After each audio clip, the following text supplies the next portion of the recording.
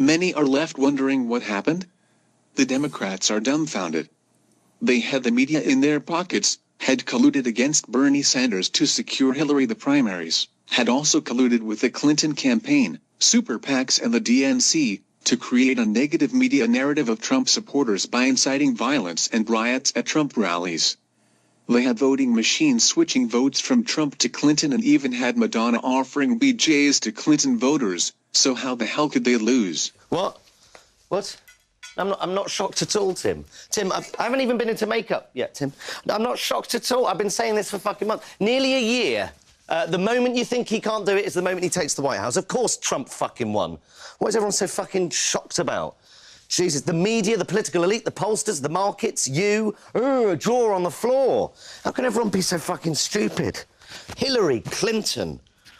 What were the Democrats thinking? Where was Sanders? Why wasn't he on the ticket?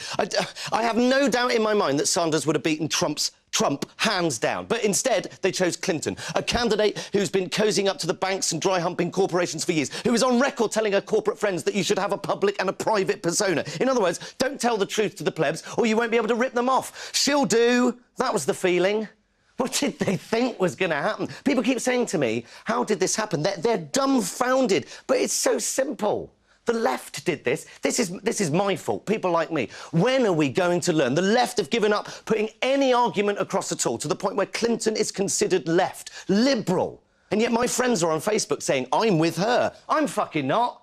Oh, but she's better than Trump. Sorry, that's not good enough. Clearly it's not good enough. And if I see, fuck me, one more tweet containing a hashtag Trump wins next to a hashtag everyday sexism, I'm going to drop a fucking bollock. Not everyone that voted for Trump is a sexist or a racist. Most people didn't vote for her, not because she's a woman. They didn't vote for her because she offered no palpable change whatsoever. Same old shit. Trump represents a change, a terrifying change, but a change nonetheless. Hillary represented, well, she represented very little, actually, because she protects corporate interests, because she doesn't call the police when questions from the debate are leaked to her in advance. I noticed we barely reported that. Not everyone that voted for Trump is a sexist or a racist. How many times does the vote not have to go our way before we realise that our argument isn't won by hurling labels and insults? Tory majority, government, Brexit, Trump.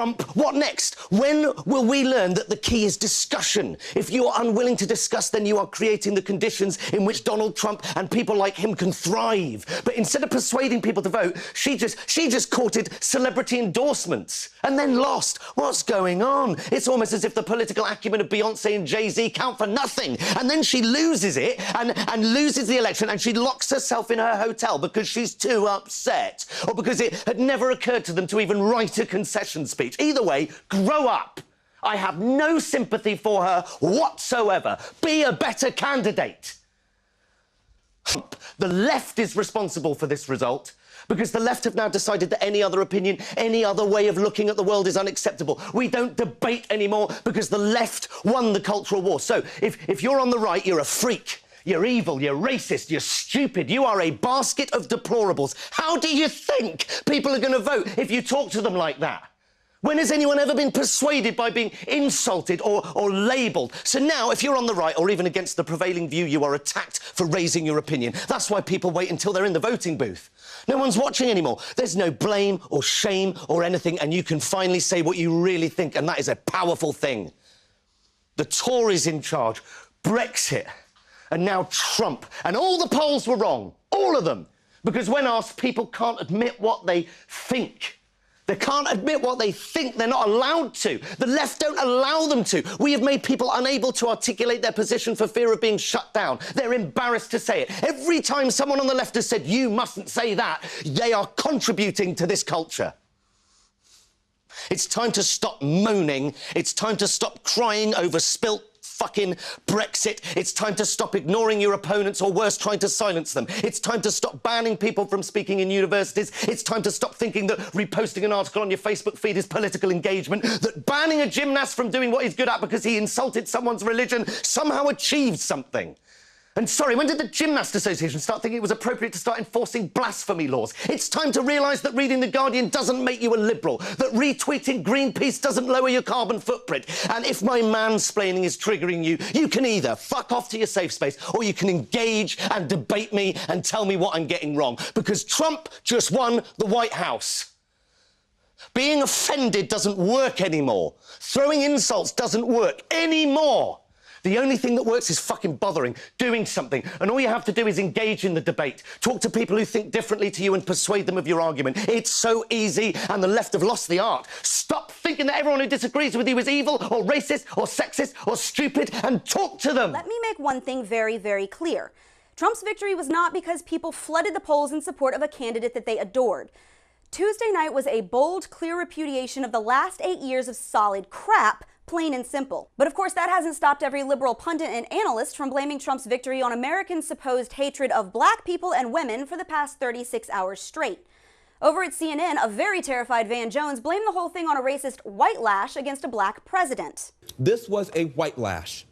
This was a white lash against a changing country.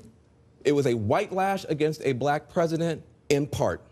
And that's the part where the pain comes. Andrea Mitchell complained about how sexist voters didn't help Clinton break the proverbial glass ceiling. Late yesterday, her team was still optimistic that they would prevail. Instead, they are now planning a concession speech shortly this morning as history is put on hold yet again. The New York Times whined that Trump was elected by misogynists who hate women.